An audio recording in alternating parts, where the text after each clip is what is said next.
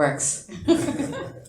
Hello, thank you so much for coming. I'm Sarah Kuntzler. My sister Emily Kuntzler couldn't be here, but she wanted us to bring a picture of her up on stage, which we didn't do.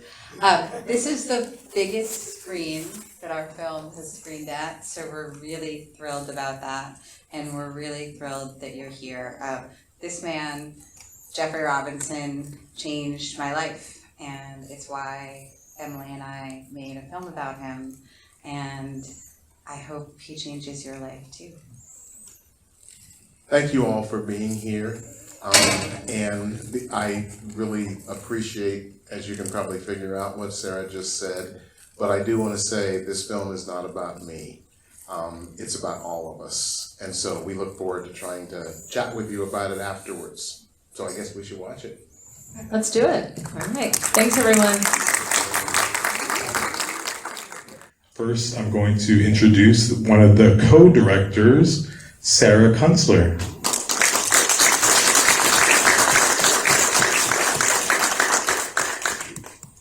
And the man of the hour, the man is going to inflict some change that is long overdue in this country, Mr. Jeffery Robinson.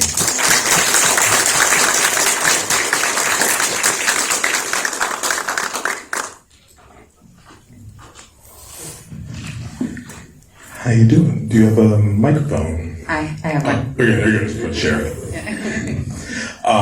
Guys are wondering why I called this meeting with you today. I want to start with Sarah.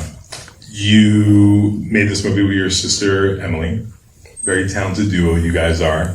And I hope you continue to make movies. Why Jeffery? How did you come to learn of him? And why did you decide to make this at this point? I am a criminal defense lawyer, in addition to making documentaries with my sister. And one of the requirements of keeping your license current as a lawyer, for any of you lawyers out there who know this, is to get continuing legal education credits. And this one was free. There was a free program at the courthouse, and Jeff was speaking, and I like free. So, so I went, and I expected that I probably knew everything that he was going to say, because I grew up in a very committed anti-racist family and thought I knew a lot more than I actually knew. And Jeffery, I said to you when you came here, Jeffery changed my life, and he did, because he presents this history with such generosity and openness. He starts, we open the film with a line that he often opens his presentation with, which is how many people here have owned an enslaved person, right? And what he does when he does that is he makes you understand that slavery is not our fault, but it is our responsibility. It's our legacy as a country to deal with and reckon with. And I'm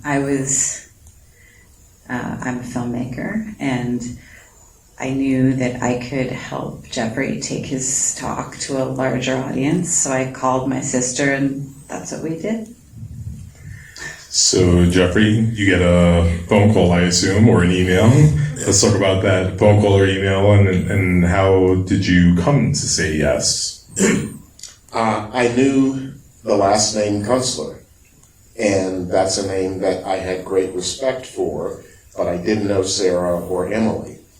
And they asked me to meet them at Starbucks, and we met, and they had coffee and I had hot chocolate, and they said, we want to make your talk into a film, and I started laughing. And the woman that's worked with me for 20 years, I'm a criminal defense lawyer as well, and Andrea Crabtree, one of the producers on the film, I had worked with me for 20 years, and I called her and said, I just met these two women in New York, and they said they want to make this talk into a film. Isn't that funny? And that was April of 2017. And about a year later, we were in Town Hall Theater in front of a packed house, and we filmed, and then we went on the road.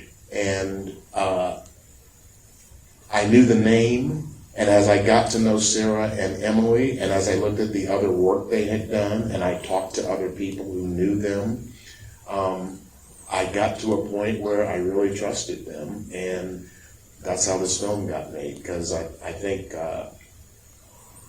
they are two incredibly talented filmmakers, but this is new to me. I hadn't done anything like this before, so I had to trust them that they weren't gonna try and well, Jeff, could you say it a different way, or could you take this out, or could you tone this down? And nothing like that ever happened.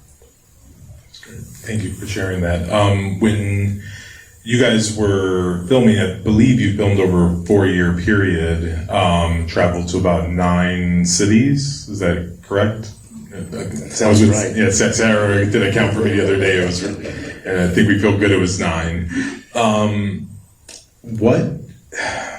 There's a very powerful moment when you're speaking to the gentleman that is protesting the Confederate monument, and someone asks you, do you think you can reach that person? You say, I don't know. Do you feel that way overall about America grappling with racism and our original sin of slavery?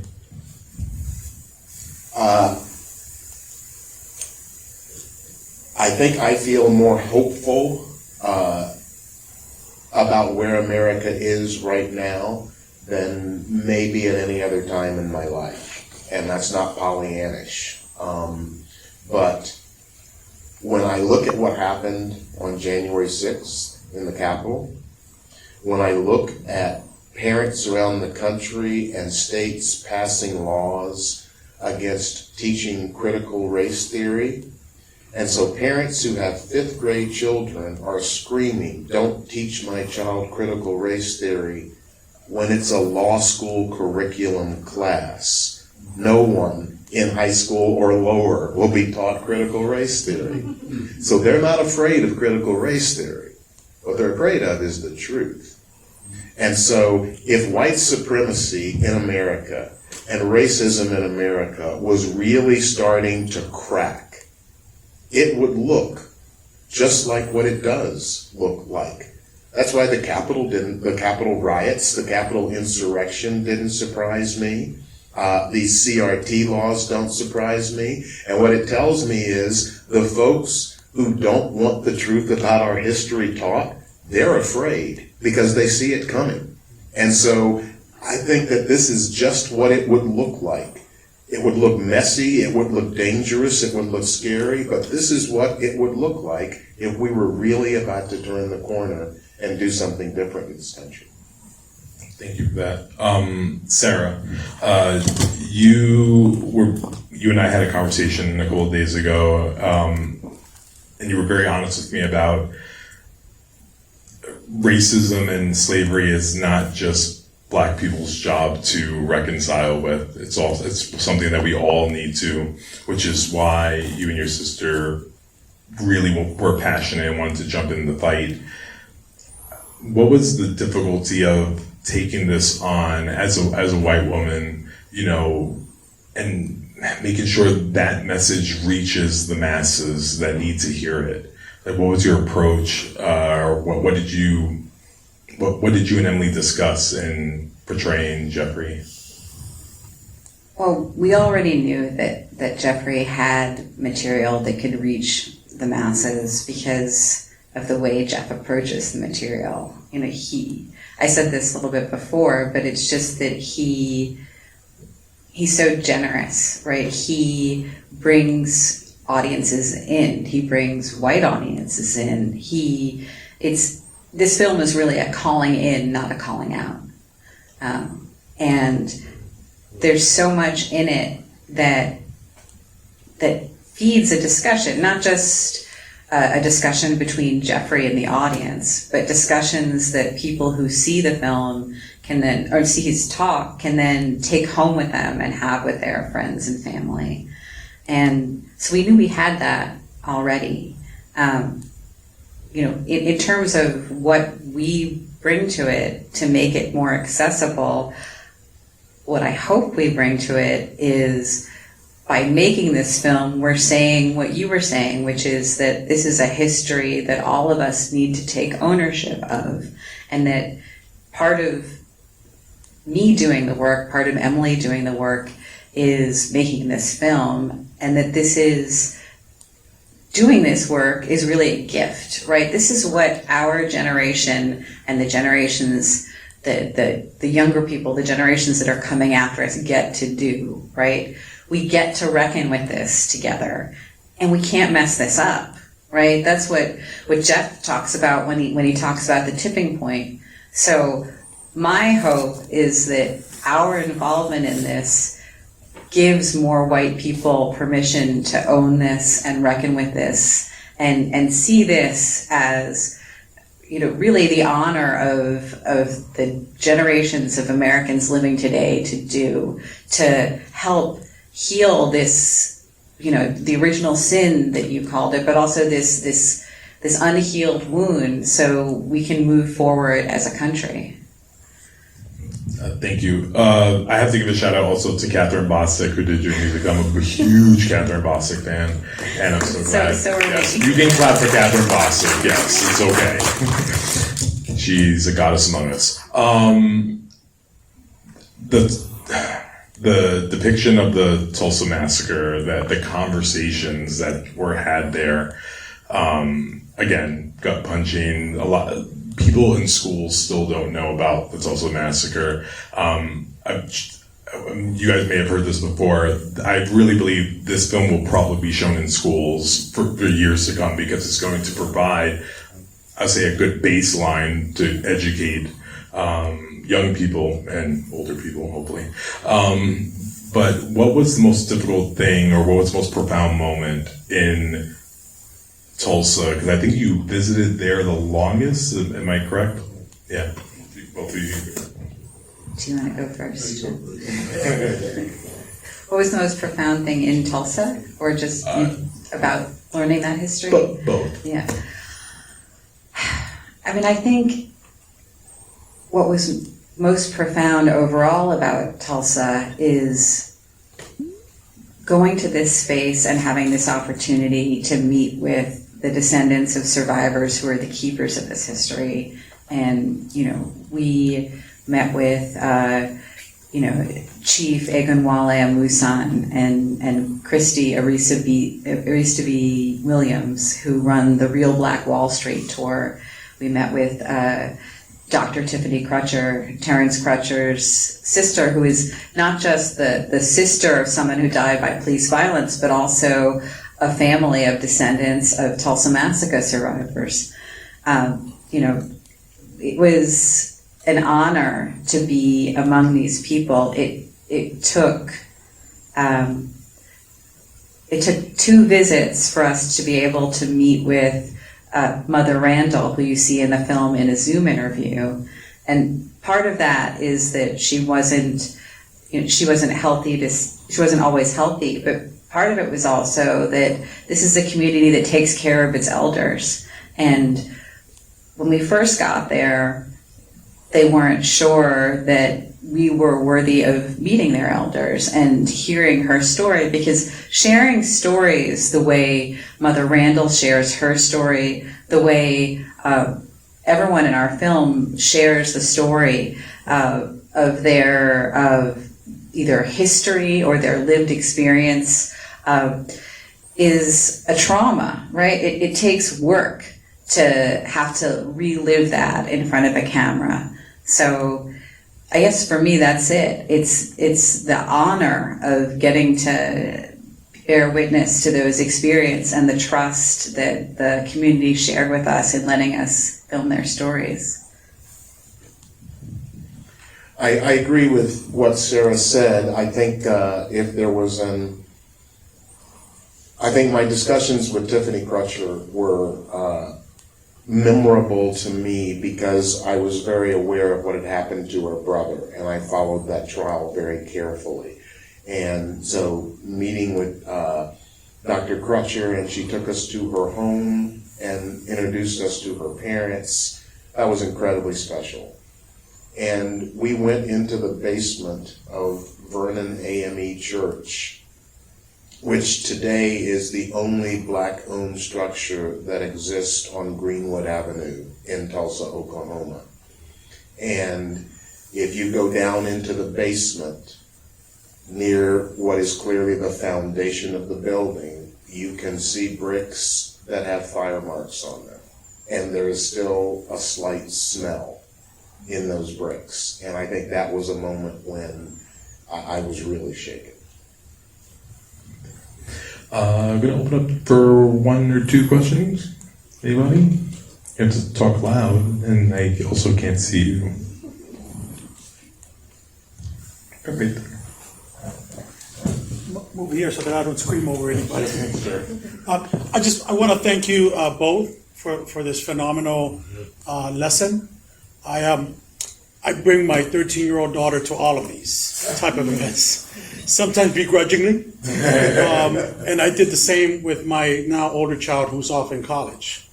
And I want to share with you just one comment and a big ask. The comment is that, on the way home, my plan is to discuss it, engage her on it, and in the process drive her by the very first marijuana arrest in the history of this country, which happened in Chinatown off of Broadway Boulevard, a 16-year-old Mexican kid. 4 blocks from there, I'm going to drive her by where today it's an old museum and where they used to lynch mostly Mexicans here in Los Angeles, right at the intersection of Alameda and the 10 freeway, or what becomes the 101 freeway. And then lastly, I'm a driver by 5th and Main, where the Clunes Theater was, where an estimated 3,000 people showed up to watch what was then called The Klansman, Birth of a Nation, right. Only to have been shown one time before in Riverside, all in California.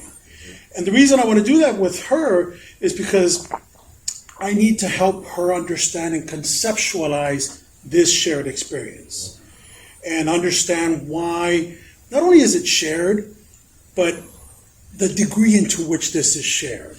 Because what was happening out there was happening out here. And in fact, some scholars argue even to a higher degree just by sheer volume. After all, this was half of Mexico. And the only way it became half of Mexico, or half of the US, is because people were put on trains, sent back to the other side of Mexico, shot or lynched. So here comes the ask. One of the biggest challenges that in the Latino community we have is helping our community understand why this is a shared experience, right? The Kerner report, commission, that you pointed out, I was really happy to see that, because I think it was one of those pivotal events in history that solidified the racial discourse in America as a black and white paradigm. And today, we're trying to help our younger generations see why it's beyond. We need to grow that paradigm. Because in the Southwest, as King pointed out in his comments from '67, that they gave land in the West, well, they took it from Mexicans. That's right. That's right. So for me, here's the ask. Moving forward, as you do continue to promote this and have these conversations and discussions, and this is not a critique, make sure that you comment more than 4 single individual times in reference to Browns.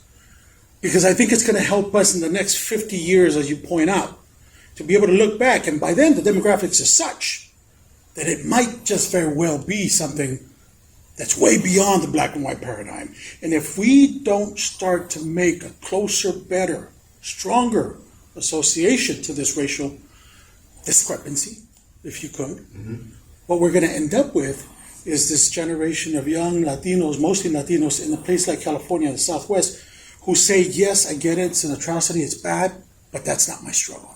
And that, I think, is where we're failing as we continue to, in some regards, perpetuate the black and white paradigm, because it's reinforcing this attitude and opinion. And I say it as a Latino father, as an academic, as an intellectual, whatever. We see it. This is why many in our community, in the Latino community, in places like California, minority majority, don't make that association. And that scares me more because it's bound to have a negative effect. So in having these conversations, helping a father, a Latino, try and make a better association, even if it's more of a reference or a connecting issue, immigration, right? I think it ultimately does more good than bad if you don't, right? I really appreciate Thank you, that and thank you very comment. much, very, very No, much. I really appreciate that comment, and I want you to know the level of thought that we put into this. The title of this film is very specific. A Chronicle of Racism in America, not the Chronicle of Racism in America. And one of the things that I had to struggle with is agency. I feel I have the agency to talk about the Black experience in America. I don't feel I have the agency to talk about the Latino experience in America in this film. But the things that you are talking about are you are just like right on target. And the paradigms, the narratives that we allow to take hold in this country have a major impact on where we can go. So the Who We Are Project, a not-for-profit organization that we are starting, is going to be looking at these issues in a broader way. But what I want to do is to partner with somebody from your community to tell that story and get the agency right. Because, like I say, I felt like I could tell this story, but your story is something that is deeply connected to the Black experience. And the Who We Are Project is going to be looking to make those connections with different organizations around the country so that we can tell those stories. And let me just say, thank you for having your 13-year-old here, because she is the future. She's the one, and her friends and her generation are the ones that are really going to have the opportunity to clean this up. Thank you so much for bringing her. Thank you. Unfortunately, we are out of time. However, first of all, thank you, sir, and you have a good dad. You're a great dad. And someone who's half Puerto Rican, half Black, that spoke deeply to me. Thank you for that. Guys, go tell everyone to watch this film tomorrow. And thank you for joining us, and please continue to move forward with peace and love. And thank you guys for joining us. Thank you so much. I do want to say the film is being released by Sony Pictures Classics in theaters beginning January 14th. So if your friends didn't see it here, have them come back then. Thank you. Thank you guys. And vote 5.